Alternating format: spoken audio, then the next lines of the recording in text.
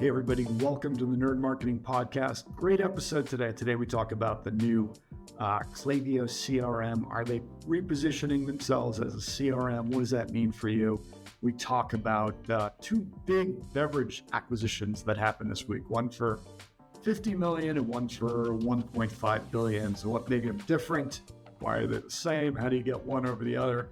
And we talk about how Four Sigmatic, mushroom coffee brand, just beat their competitors and drove people in store to purchase into Whole Foods, which increased the store velocity and got them great distribution out of it. Hope you enjoy this episode. How you doing, Mike? Good, Drew. How are you? Good. I'm a little tired because I was out late last night.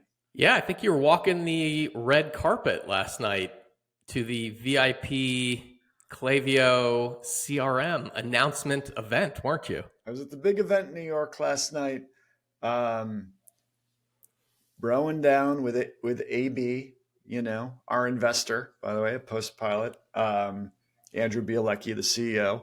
It's good to see him. And Adil, their new CPO, their new Chief Product Officer, who's an old friend. It was great to see him too.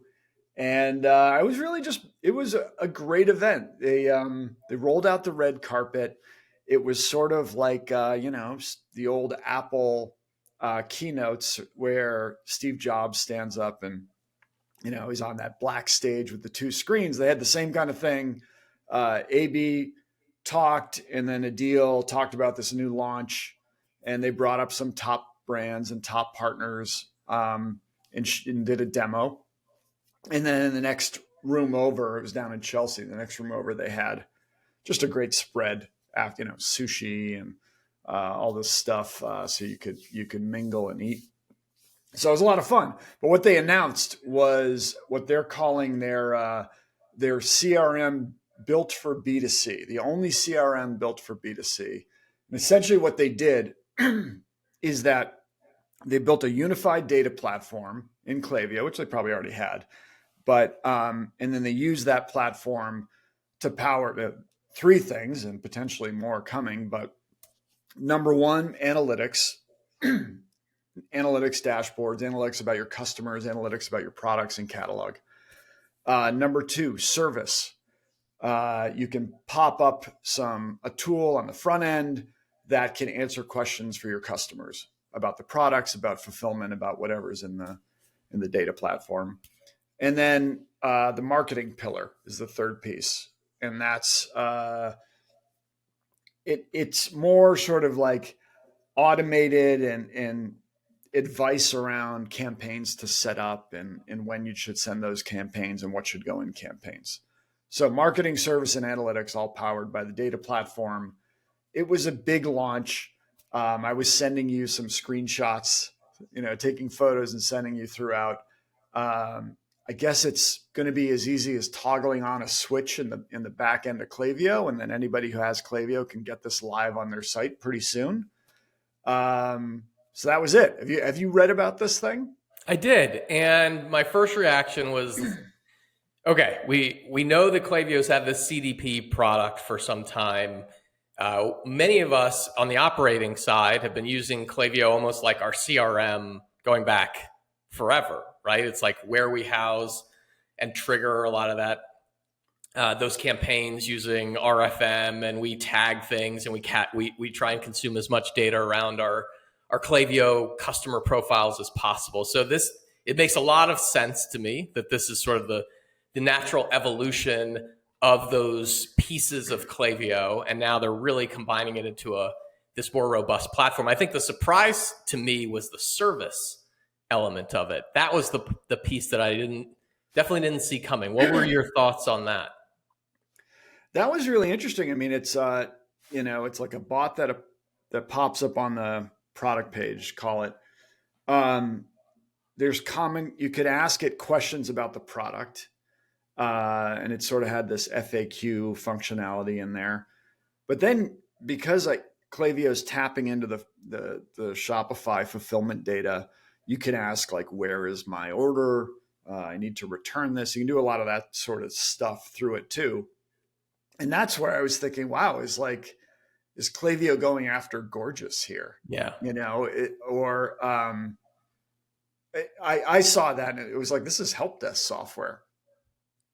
Yeah, that's really interesting. I mean, we know, Klaviyo's a public company now. They're thinking about how to expand their TAM. They started moving outside of Shopify with restaurants and other integrations. And that was another sort of moment with that announcement of like, okay, this might be part of their TAM expansion strategy too. We're going into gorgeous territory. What are the other ecosystem functions or tools that you felt they were starting to encroach upon? Yeah. I mean, if you think of those three pillars, marketing, service, and analytics, the marketing piece was sort of, let's develop some audiences, let's develop some automated campaigns. And there you're talking about, Repeat used to do this. And something like Orita, we just had a webinar with last week, does some of that, like here's the audiences that you should push into. Service we talked about because that looks very much like something that would go up against Gorgeous or any number of help desk solutions. Analytics to me, I mean, in many ways looked like a lot of the old Google Analytics reporting. There was like funnel reporting. There's like your acquisition campaigns and, the customers that come in. They do a little bit more on the customer profiling side. Like, hey, this is, your champion or your whale. And these guys are your bad customer, good customers, bad customers. And do they become better over time? And then they got a lot of the stuff that we have in the Postpilot app, the stuff we give away for free. So, first product purchase, common purchase pass through the site, intra-purchase latencies, buy product A today, and what do you buy in 30 days? What does the customer buy in 30 days? That's all in the analytics piece. So it's huge. I think as you let off this segment saying, like, we've used Klaviyo as the CRM forever. I think Klaviyo finally realized this and they just adopted the name, and in fact, Jake Cohen there was telling me like, hey, we had to do a lot of brainstorming about what we're going to call this before we landed on like the CRM. And I was just like, well, you could have asked me. I don't know. We always used you guys as a CRM. So they're embracing it. It's going to be really interesting to see where they take it going forward. I mean, a lot of the stuff is powered by AI and, are they going to be going after these different categories? So, but exciting event and really cool product. Yeah, Moise Ali had one take on this that, in 10 years, does Klaviyo become a new Shopify? I saw that. Is particularly interesting because Shopify is a fairly significant shareholder, I believe, in Klaviyo. But, right.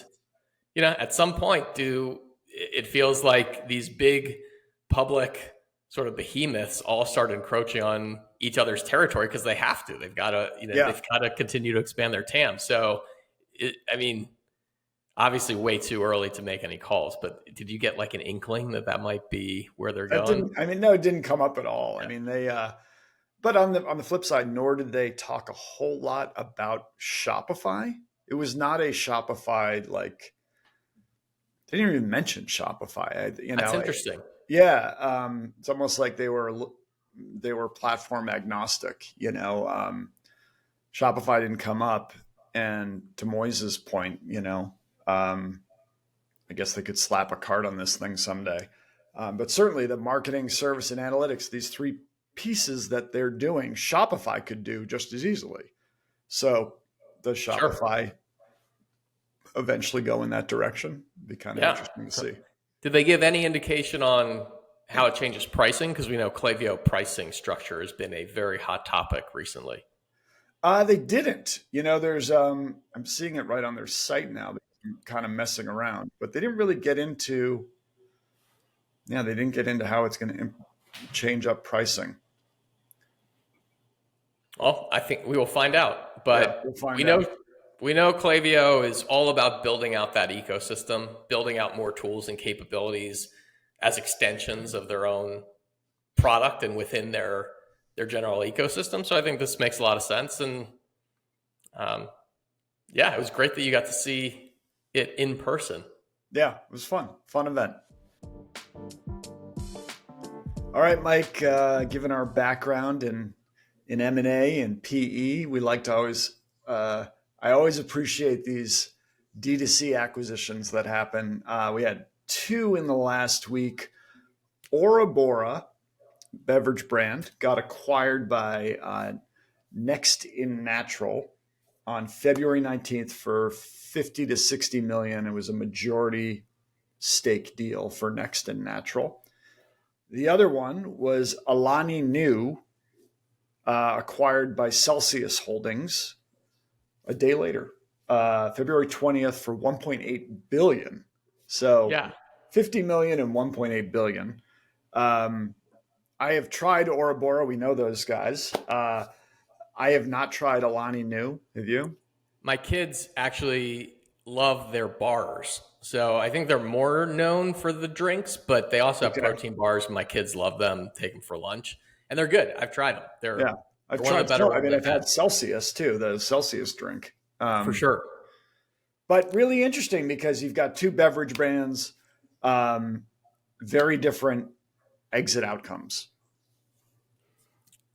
Yeah, you got reportedly 50, 60 million.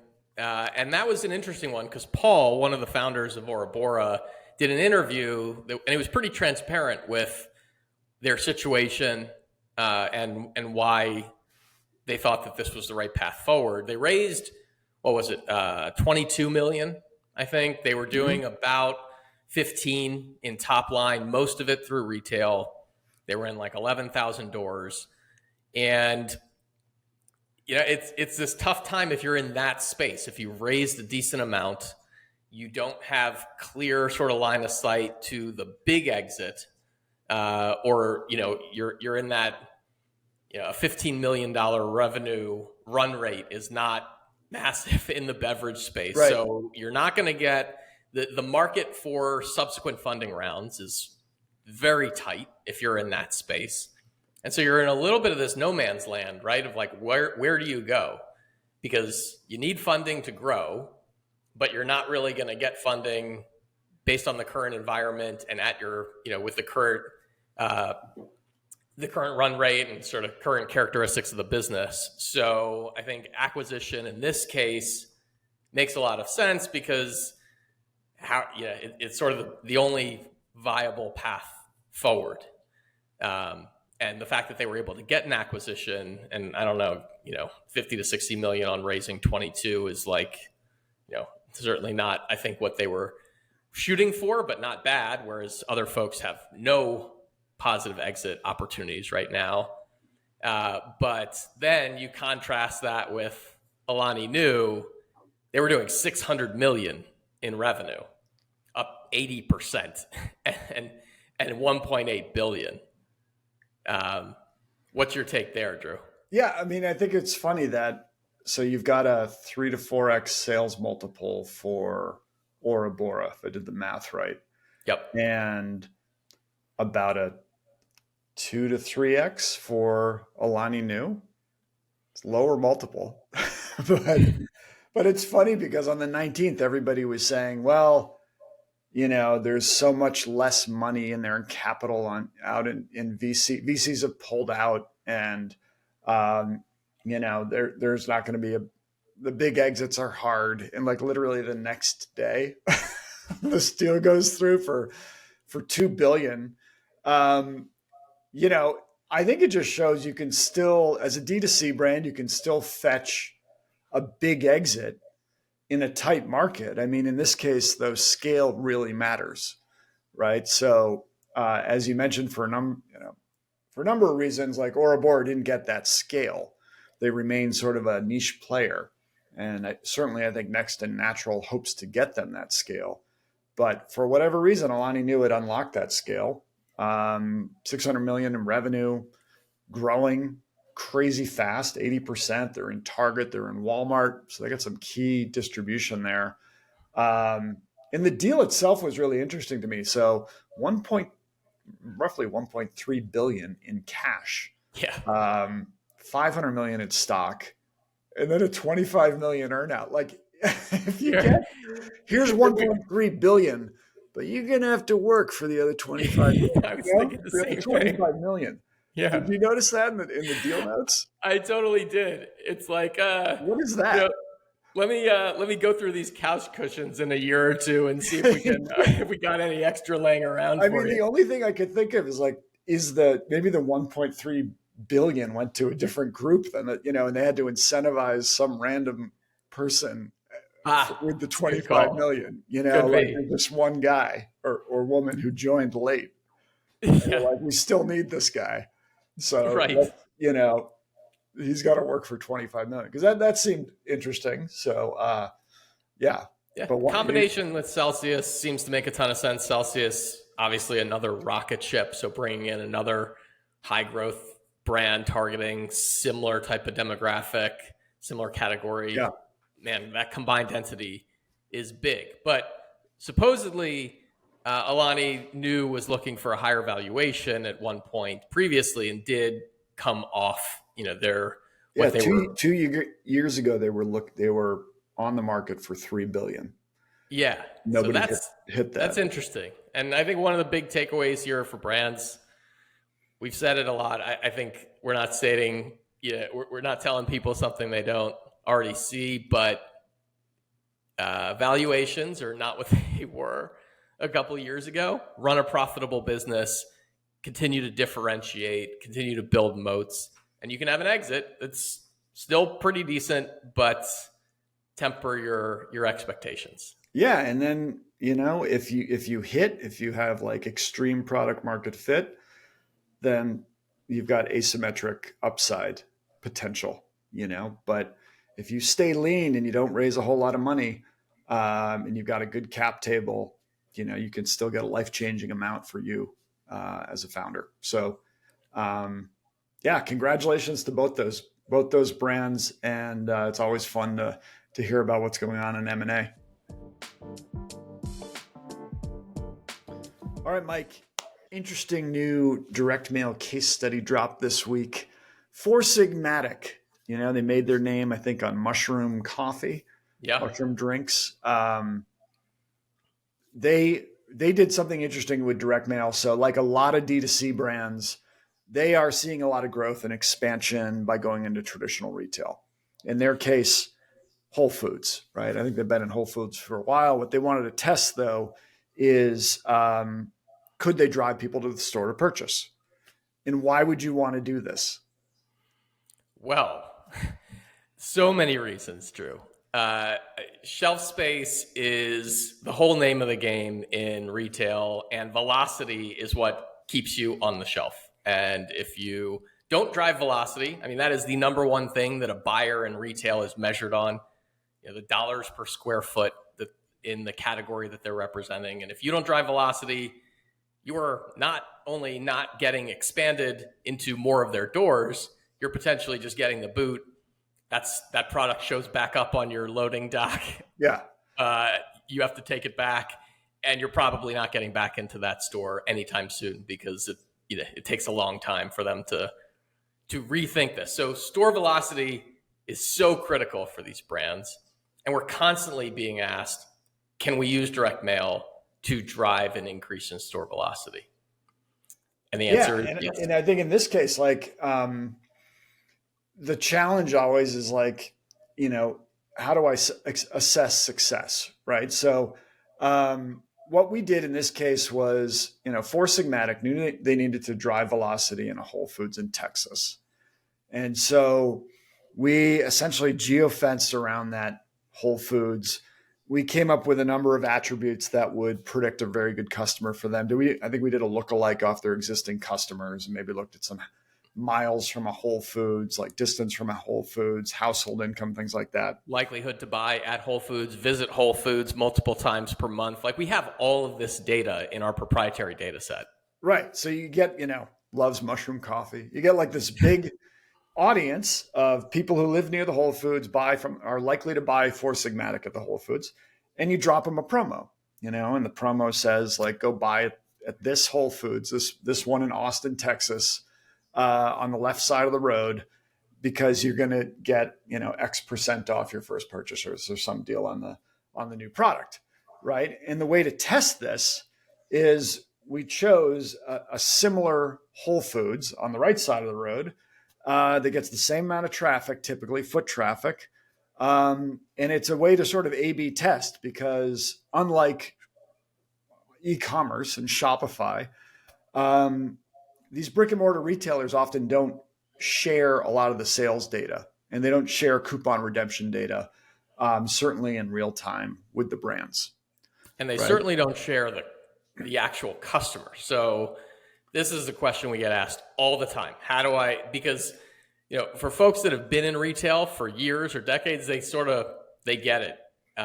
Here's what information I'm going to be able to get from my retail partners. Here's how I have to think about marketing and attribution and budget allocation. Us D2C folks are used to knowing exactly who bought what, when, with what code, from what location, where they come from, what channel. And you just don't get that in retail. Like, you put up a billboard in front of Whole Foods, you don't know exactly how many people bought because of that billboard. You run TV ads in a market, you don't know exactly what that did in terms of driving increased velocity. So you have to look at some of these directional signals. And like you said, one way to do that is measure lift at the particular areas you're targeting against similar stores in similar areas, or one geography against another geography. And that's what they did here. And what they found was they saw more than 100% increase in velocity at the Whole Foods that we were targeting. Very specific geography, proximity to that very specific Whole Foods. And they measure that against, as you said, other Whole Foods in the area, which got about a 50% lift. So it was very clear from that yes, this drove a significant incremental increase in velocity as a result of targeting that area with direct mail. And that was a huge unlock, because, again, if velocity is the name of the game, if they can drive velocity, it's not just did they get a return on that one specific campaign. This is like the key thing that we work with a lot of brands on. They need to demonstrate to the buyer, if they want to get greater expansion and greater placement in stores, that they can drive velocity. So it's not about maximizing the ROI on that one specific drop. It's what does that increase in velocity do to the greater business as a result of demonstrating like that higher sell-through. So if they go on to say, that's awesome, we now see that this sells through, and we're going to open up 300 more doors for you as a result of that, or we're going to put you on an end cap as a result of that, think of that as your total ROI on the campaign. Right. We would not have had these 300 more doors or 1,000 more doors or these other territories. Yeah. We wouldn't have gotten this placement if we had not invested in driving velocity. It reminds me of selling through Amazon, really. Like, when you launch a new product through Amazon, you used to have to game it, try to do a lot of promos and run ads to try to drive velocity of that one product, because then you increase your, SEO on your organic listings on Amazon, which work for you into perpetuity, right? So it's the same game for brick and mortar. And the CPG brands we work with know this. You get a beta test in one store or two stores in the middle of like Iowa or Texas, and you have to demonstrate store velocity for like a period of weeks. And if you achieve the velocity threshold, they roll you out nationwide. And if you don't, you're out. So it's like ROAS doesn't matter on this campaign. This campaign's about like, I need to drive as many bodies into that store as possible to take those things off the shelf. And if I do that successfully, I hit the jackpot. So, we call it a shop drop. Use direct mail is a great way to do it, because you can geofence. There are all sorts of attributes in these databases around like proximity and likelihood to buy from a brick and mortar retailer. And in this case, Four Sigmatic has a control group test where they show that it worked. So we're really excited for them and excited for this campaign. It worked really well. All right, Mike, we have a customer question here. It's a question we get from a lot of brands, and that's I think like why automate campaigns? And it's sort of they say it in a different way. It's a little bit like, oh, I thought direct mail was what we use for seasonal promos, like for Black Friday, which is a great time to use it. But I think what that misses is that there are real, financial reasons to use direct mail through the year and automate a lot of campaigns. And I think the top reason uh, is that direct mail as a channel is predictable and diversifies you off other channels. So, what do I mean by predictable? Like, log on to X on any given day, and you are going to see complaints about Meta. It's going to be like, Meta performance is up for us today. Meta performance went to 0 today. I got locked out of my Meta account today. And um, if you were to look at your cost of Meta, and ROAS throughout the year, it kind of does this, right? It certainly goes up around Black Friday when it's a dynamic ad market. Everybody gets into the ad market and starts bidding up costs. The value prop of direct mail, to me, probably one of the biggest, is that it's predictable. If you get an ROI now, and that's because it's not a dynamic ad market, right? You've got a certain price for postage, and it's the same now as it is over Thanksgiving, right? And you get an ROI to a certain customer segment or a ROAS, it's largely going to be the same today as it is throughout the year, right? So it's not that this will be your top performing channel. It may, and in certain campaigns, you might have the world's greatest ROAS. It's more that you are going to get predictability, that you are going to have a baseline month in, month out that drives the same number of customers either to purchase for the first time or for the 10th time, right? So for me, I like thinking of direct mail as a natural complement to email, where if you automate these campaigns, you can automate retention campaigns, you could also automate acquisition campaigns. You're going to get a certain ROAS day in, day out that you can sort of take to the bank. And in a world when Facebook goes up and down, iOS 14 comes out, ooh, we got locked out of our account, or like we no longer reach the inbox because of a Gmail change. You've got one channel in the background that's constantly cranking for you. So I think that's probably the biggest reason you'd want to use direct mail throughout the year and automate. Absolutely. I think that's a great point. I got asked this question yesterday, actually, by a brand. What are the most successful brands doing? Like, what does the program look like? And it's what you described. Think of it like your email program, in the sense that you always have these always on flows, right? They're just working for you in the background all the time. It's your welcome sequence. It's your win back flow. It's your abandoned cart flow. Those should always be on. You shouldn't send them once a month. You should send them once a quarter. They're just generating incremental revenue for you in the background, and they're increasing your overall baseline revenue for your business. And so, yes, you should have that. And then you supplement it. You can supplement it with drops around tentpole events. So a new collection is launching, a new sale is going on, a Black Friday event.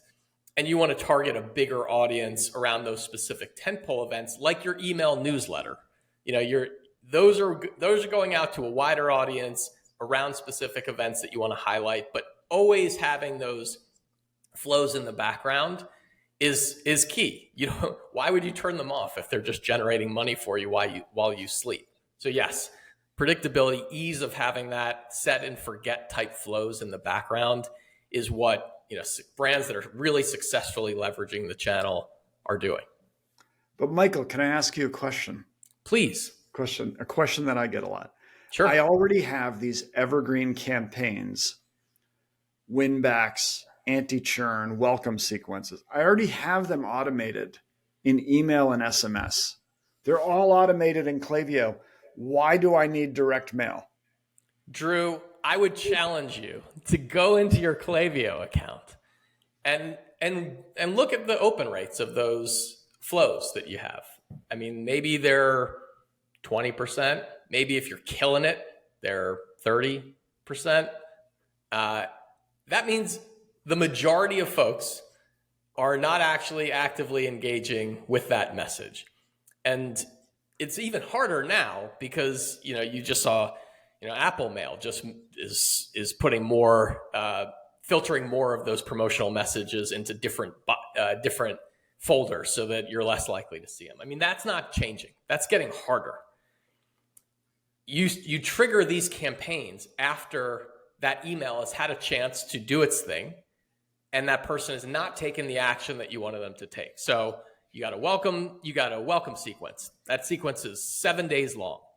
If that person is not bought by day 7, they're becoming increasingly less likely to ever buy from you. So what do? You need to intervene, and you trigger a card on day 8 that says, let's go. Let's get off the fence. It's time to buy. Same thing with your win back sequence. Same thing with your abandoned cart sequence.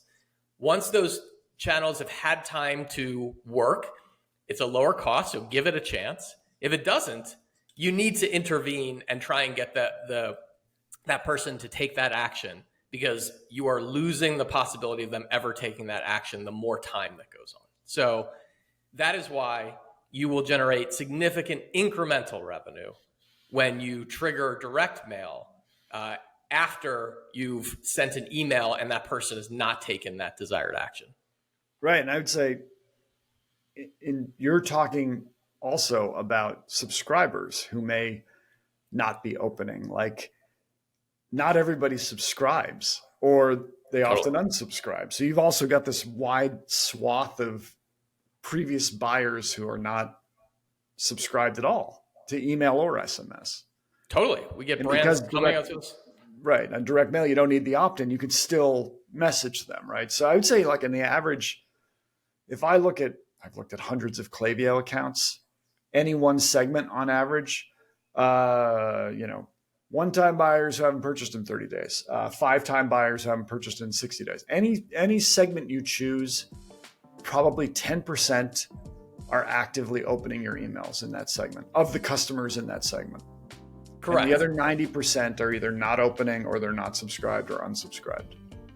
So with direct mail, you're just getting that message to the other 90%. Almost always works.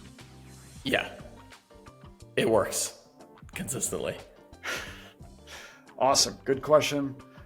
Send your questions to us at Michael@Postpilot, and we'll get to them on the podcast.